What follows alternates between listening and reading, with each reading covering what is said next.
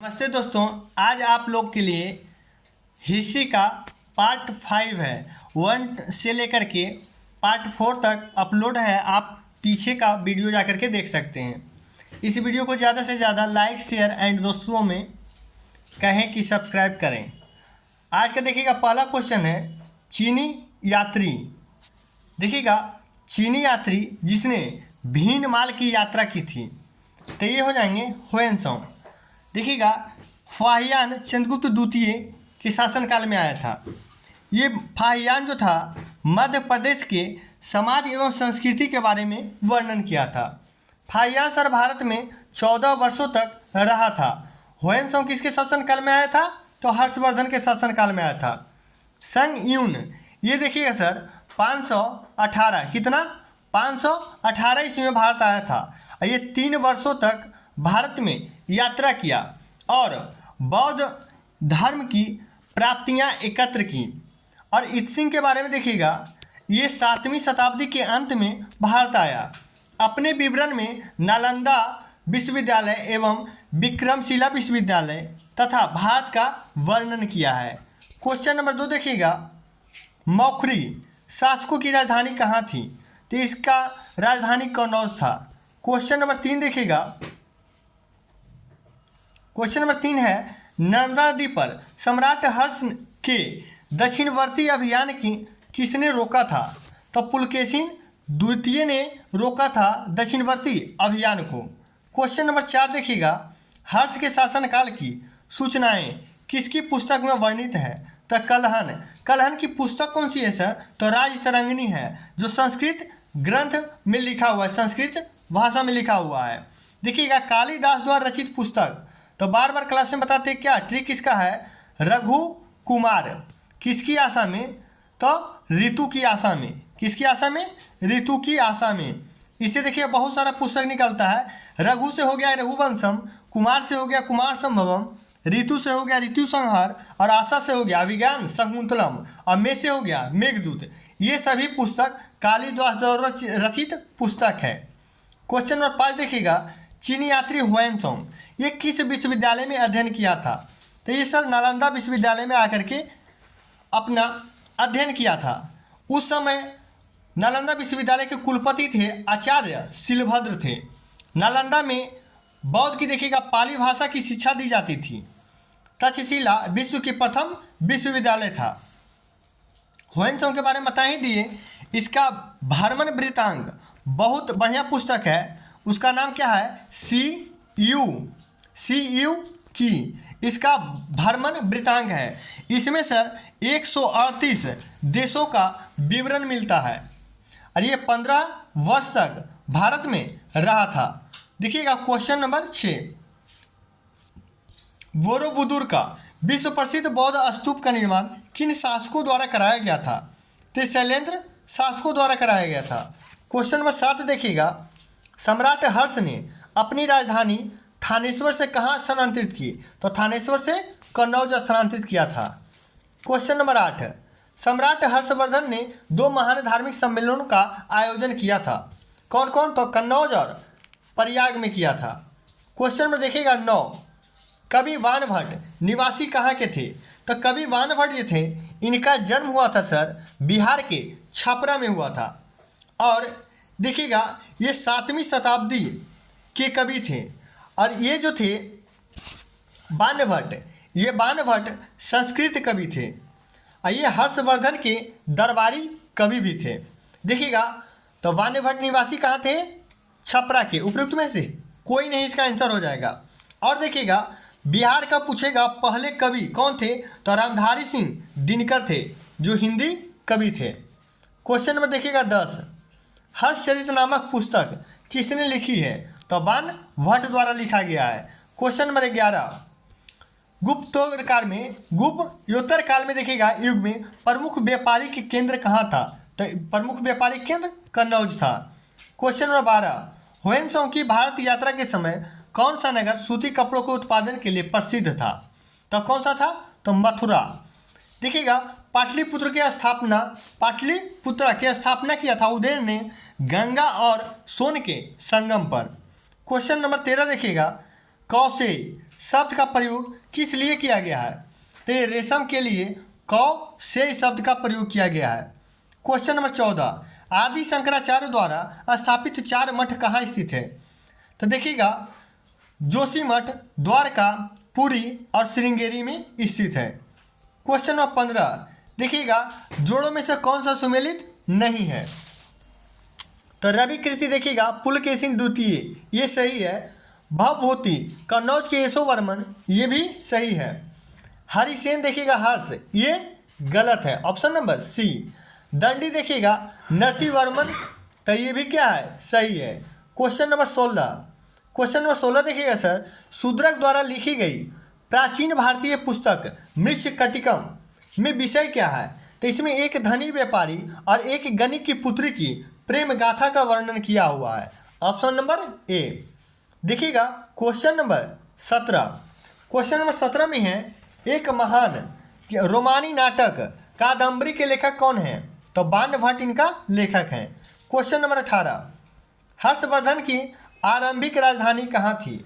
तो आरंभिक पूछेगा तो ये हो जाएगा थानेश्वर। क्वेश्चन नंबर 19 देखिएगा, निम्नलिखित में से कौन सा युग में सही सुमेलित नहीं है? तो देखिएगा चाणक्य, चंद्रगुप्त, ये तो संबंधित है। अकबर, टोडरमल, ये भी सही है। अकबर के दरबार में जो टोडरमल रहते थे, ये एक राजस्व मंत्री थे। हर्षवर्धन, हुएनसोंग, ये भी सम्मिलित है। विक्रमादित्य, चैतन्य, ये सम्मिलित नहीं है। देखिएगा क्वेश्चन नंबर 20,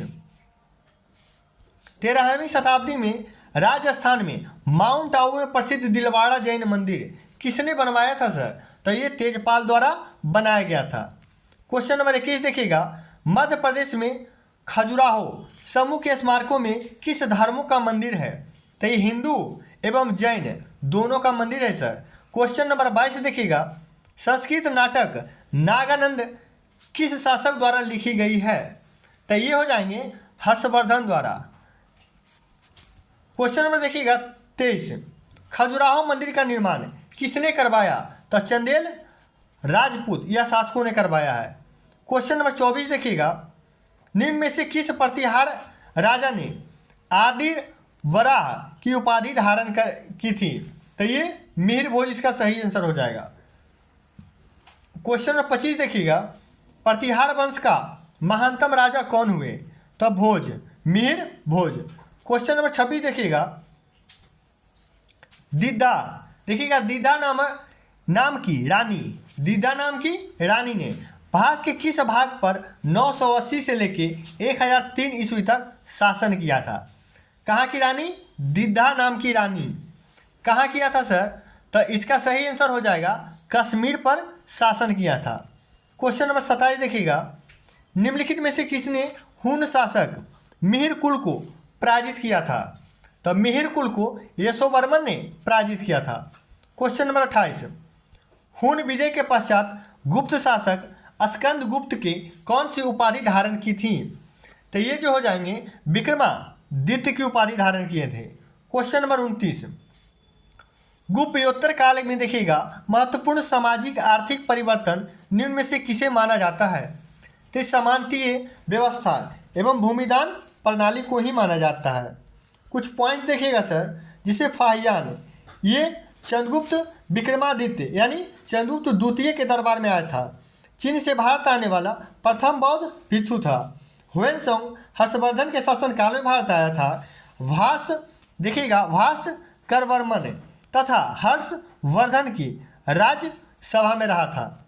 क्वेश्चन देखिएगा इत्सिंग सर समुद्री मार्ग द्वारा भारत आया था।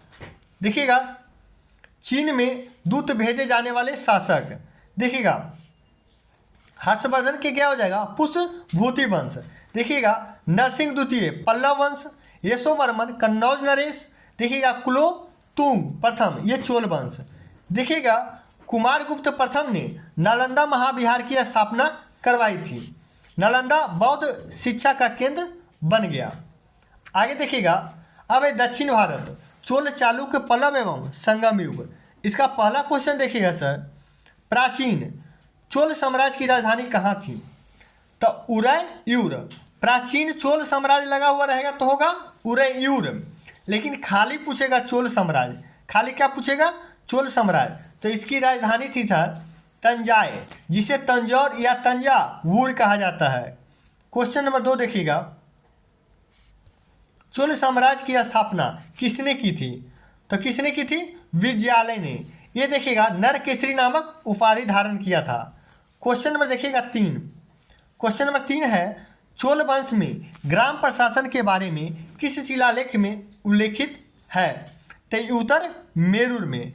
देखिएगा क्वेश्चन नंबर 4, किस चोल राजा ने मालदीप के द्वीपों पर विजय प्राप्त की? तो ये हो जाएंगे राजराज प्रथम ने। राजराज प्रथम तंजौर में राजेश्वर का शिव मंदिर बनाया था और राजराज प्रथम सर शैव धर्म का अनुयायी था। राजेंद्र प्रथम देखिएगा, ये चोल साम्राज्य का विस्तार जो सर्वाधिक हुआ राजेंद्र प्रथम के ही शासनकाल में हुआ था। क्वेश्चन नंबर 5 देखिए, वह चोल राजा कौन था जिसने श्रीलंका को पूर्ण स्वतंत्रता दी और सिंहल राजकुमार के साथ अपनी पुत्री का विवाह कर दिया? कौन था? तो कुलोतुंग प्रथम था। राजेंद्र प्रथम देखिएगा गंगे कोट चोल की उपाधि धारण किया था। क्वेश्चन नंबर 6, निम्नलिखित राजवंशों में से किसके शासनकाल में देखिएगा अपना उत्तराधिकारी घोषित कर दिए थे? तो इसका सही आंसर हो जाएगा चोल शासकों ने। क्वेश्चन नंबर देखिएगा 7, निम्नलिखित में से किस मंदिर परिषद में देखिएगा नंदी की एक विशाल मूर्ति स्थित है जिसे भारत की विशालतम नंदी मूर्ति माना जाता है? तो बृहदेश्वर मंदिर। देखिएगा नरसिंह वर्मन द्वितीय ने राज सिंह आगम प्रिय शंकर भक्त उपाधि धारण किए थे। कांची में कैलाश मंदिर का निर्माण नरसिंह वर्मन द्वितीय ने ही करवाया था जिसे राज सिद्धेश्वर मंदिर कहा जाता है। क्वेश्चन नंबर 8 देखिएगा, किस राजवंश के विषय में संगम साहित्य में उल्लेखित नहीं है? देखिएगा चोल का है, चेर का भी है और पांडे का भी है, कदम का नहीं है। क्वेश्चन नंबर 9 देखिएगा, निम्नलिखित में से किस राजवंश द्वारा प्रायः महिलाओं को प्रशासन में उच्च पद प्रदान किए जाते थे? तो चालुक्य राजवंश में। क्वेश्चन नंबर 10 देखिएगा, चालुक्य वंश का सबसे महान शासक कौन था? तो ये शासक पुलकेशिन द्वितीय, लेकिन पूछ देगा पुलकेशिन द्वितीय ये हर्षवर्धन को हराकर परमेश्वर की उपाधि धारण किया था और दक्षिणा पथेश्वर की भी उपाधि ये धारण किया था पुलकेशिन द्वितीय ने। लेकिन पुलकेशिन द्वितीय को नरसिंह वर्मन प्रथम ने इसको 642 ईस्वी में परास्त किया और उनकी राजधानी बादामी पर अधिकार कर लिया। लेकिन इस युद्ध में पुलकेशिन द्वितीय क्या हो गया? मारा गया था इस युद्ध में। विजय के देखिएगा नरसिंह वर्मन प्रथम इस युद्ध के विजय के बाद बतापी कोड की उपाधि धारण किया था। अब पुलकेशिन द्वितीय पूछेगा इससे कौन सा अभिलेख संबंधित है? तो एहोल अभिलेख पुलकेशिन द्वितीय से ही संबंधित है। क्वेश्चन नंबर 11 देखिएगा, प्राचीन भारत का निम्नलिखित में से कौन सा महत्वपूर्ण व्यापार केंद्र उस व्यापार मार्ग पर था जो कल्याण को बेंगी से जोड़ता था? तो हो जाएगा इसका आंसर तगर। क्वेश्चन नंबर 12 देखिएगा, निम्नलिखित चोल शासकों में जिसने बंगाल की खाड़ी को चोल झील का स्वरूप प्रदान किया वह कौन था? तो वो था राजेंद्र प्रथम था। क्वेश्चन नंबर 13 देखिएगा, किस चोल शासक ने फुहार नगर की स्थापना किया था? तो करी काल ने किया था। क्वेश्चन नंबर 14, शिल्पाधिकारम का लेखक कौन है? शिल्पाधिकारम के लेखक है इलांगो। क्वेश्चन नंबर 15 देखिएगा, प्रसिद्ध दिलवाड़ा मंदिर कहाँ स्थित है? तो राजस्थान के माउंट आबू में स्थित है दिलवाड़ा का जैन मंदिर। क्वेश्चन नंबर 16, संस्कृत के कवि नाटककार कालिदास का उल्लेख हुआ? देखिए इसमें क्या हो जाएगा, पुलकेशिन द्वितीय के एहोल अभिलेख में हुआ था। कालिदास द्वारा रचित सभी पुस्तक अभी बता दिए थे। क्वेश्चन में देखिएगा 17, चोलों का राज्य देखिएगा चोलों का राज्य किस क्षेत्र तक फैला हुआ था? तो कोरोमंडल तट दक्कन के कुछ भाग तक फैला हुआ था। क्वेश्चन नंबर 18, चोलों की राजधानी थी कहाँ? ते तंजौर। क्वेश्चन नंबर देखिएगा 19, चोल शासकों के शासनकाल में निम्न में से कौन सा वरीयम उद्यान प्रशासन का कार्य देखता था? कौन था सर? तोटट वरीयम। क्या आंसर हो जाएगा? तोटट वरीयम। क्वेश्चन नंबर 20, चोल काल में निर्मित नटराज की कांस्य प्रतिमाओं में, चोल काल में जो निर्मित नटराज की कांस्य प्रतिमा था इसमें देवाकृत प्रायः आकार कैसा था? तो इसका आकार चतुर्भुज था। क्वेश्चन नंबर 21 देखिएगा, शिव की दक्षिणामूर्ति प्रतिमा उन्हें किस रूप में प्रदर्शित करती है? तो शिक्षक के रूप में प्रदर्शित करती है। क्वेश्चन नंबर 22, किसके कार्यकाल में 72 व्यापारी चीन भेजे गए? कितना? 72 व्यापारी चीन भेजे गए थे।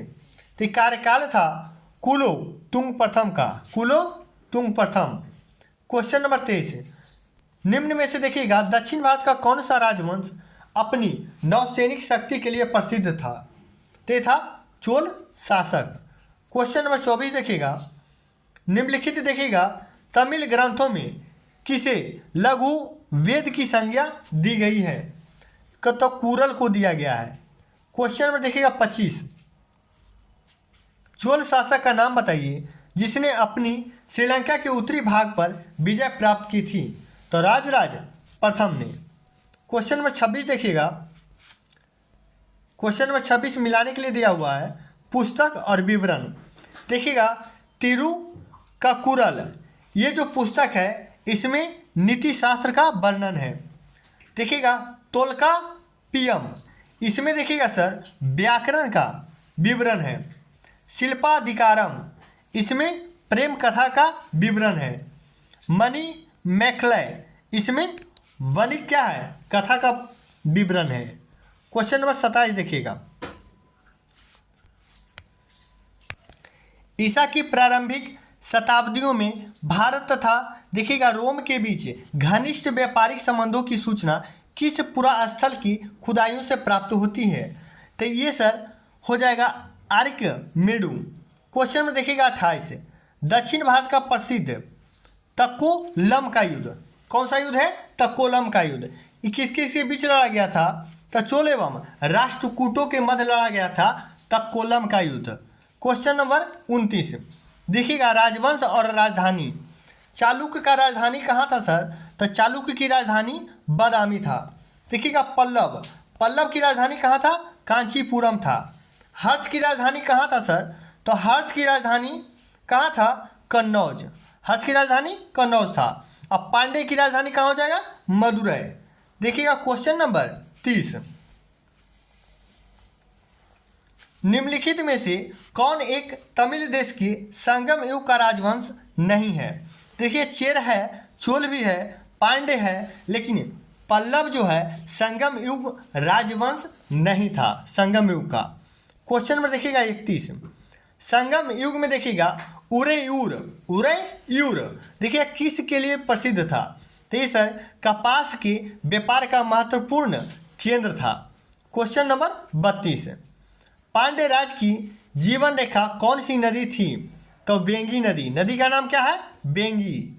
क्वेश्चन नंबर 33, प्राचीन संस्कृत ग्रंथों में प्रायः यवन प्रिय शब्द घोतक था, तो ये काली मिर्च का घोतक था। क्वेश्चन नंबर देखिएगा 34, संगमकालीन साहित्य में को एवं मन्नरम देखिएगा किसके लिए प्रयुक्त होते थे? तो ये सर राजा के लिए प्रयुक्त होता था। क्वेश्चन नंबर 35, देखिएगा किस दक्षिण भारतीय राज्य को उत्तम ग्राम प्रशासन था? उत्तम ग्राम प्रशासन था, तो ये चोल का था। क्वेश्चन नंबर 36, क्वेश्चन नंबर 36 देखिएगा तृतीय संगम कहाँ हुआ था? तो तृतीय संगम मदुरै में हुआ था। क्वेश्चन नंबर 37, किस ऋषि के बारे में कहा जाता है कि उन्होंने दक्षिण भारत का आर्यकरण किया और उन्हें आर्य बना? तो ये हैं सर अगस्त्य। कौन? अगस्त्य ऋषि थे। क्वेश्चन नंबर 38, निम्न में से किस चीनी यात्री ने चालुक्यों के शासनकाल में चीन एवं भारत के संबंधों का विवरण दिया है? तो ये मात्वा लिन दिए थे, मात्वा लिन ने दिया था। क्वेश्चन नंबर देखिएगा 39, दक्षिण भारत के किस राजवंश के राजा ने रोम राज्य के एक दूत ईसा पूर्व भेजा था? तो हो जाएंगे पांड्य ने भेजा था। क्वेश्चन नंबर 40, वंश और संबंधित स्थान। देखिएगा गुप्त वंश का स्थान कहाँ है? तो देवगढ़ हो जाएगा। देखिएगा चंदेल, चंदेल का हो जाएगा खजुराहो। चालुक्य का क्या हो जाएगा सर? बादामी। और पल्लव का हो जाएगा पनमलय हो जाएगा। अब देखिएगा सर कुछ तथ्य दिया हुआ है, देखिएगा जिसे देखिएगा दिलवाड़ा, दिलवाड़ा का जैन मंदिर, ये माउंट आबू कहाँ है? राजस्थान में। निर्माता है सर भीमदेव प्रथम के सामंत विमल शाह। देखिएगा पालीताना जैन मंदिर, ये शत्रुंजय पहाड़ी यानी भावनगर में है। देखिएगा मोढेरा सूर्य मंदिर, मोढेरा सूर्य मंदिर गुजरात में स्थित है और निर्माण करता है भीमदेव प्रथम ने। देखिएगा रथ मंदिर, यह स्थान है महाबलीपुरम में और पल्लव शासन इसका निर्माता है पल्लव शासक। देखिएगा बृहदेश्वर मंदिर तंजौर में है और निर्माण करता है राजराज प्रथम। आगे देखिएगा भारतीय दर्शन, भारतीय दर्शन का पहला क्वेश्चन देखिएगा है न्याय दर्शन। न्याय दर्शन के प्रणेता कौन है? तो ये गौतम मुनि हो जाएंगे। क्वेश्चन नंबर 2 देखिएगा कर्म के सिद्धांत किससे संबंधित है? तो ये मीमांसा से संबंधित है। क्वेश्चन नंबर 3 अद्वैत दर्शन के संस्थापक कौन है? तो अद्वैत दर्शन के शंकराचार्य हैं। क्वेश्चन नंबर 4 देखिएगा, क्वेश्चन नंबर 4 है प्राचीन सांख्य दर्शन, प्राचीन सांख्य दर्शन किसका महत्वपूर्ण योगदान है? तो ये हो जाएंगे कपिल देव। क्वेश्चन नंबर देखिएगा रचनाएं और देखिएगा सूची मिलाने के लिए दिया हुआ है। तो अष्टांग संग्रह, अष्टांग संग्रह हो जाएंगे सर, ये क्या है? आयुर्विज्ञान हो जाएगा। अष्टांग संग्रह, अष्टांग संग्रह क्या हो जाएगा? आयुर्विज्ञान। अब देखिएगा 10 रूपक कौन सा हो जाएगा? 10 रूपक इसका हो जाएगा नाट्य कला। लीलावती, लीलावती का हो जाएगा क्या हो जाएगा? गणित, लीलावती का गणित। और महाभाष्य इस किससे संबंधित हो जाएगा? व्याकरण। तो देखिएगा अष्टांग संग्रह ये हो गए आयुर्विज्ञान से संबंधित, 10 रूपक ये नाट्यशास्त्र से, लीलावती गणित से और महाभाष्य व्याकरण से। क्वेश्चन नंबर देखिएगा 6, क्वेश्चन नंबर 6 है निम्नलिखित में से कौन बीज गणित के क्षेत्र में योगदान के लिए विशेष रूप से जाने जाते हैं? तो हो जाएंगे भास्कर। क्वेश्चन नंबर 7 देखिएगा निम्नलिखित में से किस दर्शन को लोकायत कहा जाता है? तो लोकायत चारवाक को कहा जाता है। क्वेश्चन नंबर 8 देखिएगा, क्वेश्चन नंबर 8 है निम्नलिखित में से अद्वैत वेदांत के अनुसार किसके द्वारा मुक्ति प्राप्त की जा सकती है? तो ज्ञान के द्वारा मुक्ति प्राप्त किया जा सकता है। क्वेश्चन नंबर 9 देखिएगा निम्नलिखित में से कौन एक अष्टांग योग का अंश नहीं है? तो अष्टांग योग का दर्शन देखिएगा प्रत्याहार है, धारण है, ध्यान है, लेकिन मनुस्मृति नहीं है। क्वेश्चन नंबर 10 योग दर्शन के प्रतिपादक देखिएगा निम्नलिखित में से कौन है? तो योग दर्शन के कौन है? पतंजलि हैं। क्वेश्चन नंबर 11 वैशेषिक दर्शन के प्रणेता कौन है? वैशेषिक दर्शन तो एक कनाद हो जाएंगे। क्वेश्चन नंबर 12 निम्नलिखित में से कौन सा सांख्य दर्शन के अनुसार देखिएगा सही क्रम है? सांख्य दर्शन के अनुसार देखिएगा सृष्टि के सही कर्म। अब देखिएगा पहला है पौरुष, दूसरा है प्रकृति, तीसरा है महत और चौथा अहंकार है। Option number D. देखिएगा क्वेश्चन नंबर 13, क्वेश्चन नंबर 13 है मीमांसा दर्शन का संस्थापक किसे माना जाता है? मीमांसा माना जाता है जैमिनी के। क्वेश्चन नंबर 14 दर्शन शब्द निम्न में से कहाँ से लिया गया है? तो दर्शन शब्द जो है ये प्राचीन यूनानी से लिया गया है, प्राचीन यूनानी से दर्शन शब्द लिया गया है। क्वेश्चन नंबर 15 किस स्कूल को मूल स्नातन धर्म कहा गया है? तो ये हो जाएंगे अस्टिका स्कूल को। आज का क्वेश्चन यही समाप्त होता है सर। कल किसी और टॉपिक को लेकर के हम आपके सामने डिस्कशन करेंगे। इस वीडियो को ज़्यादा से ज़्यादा शेयर करें।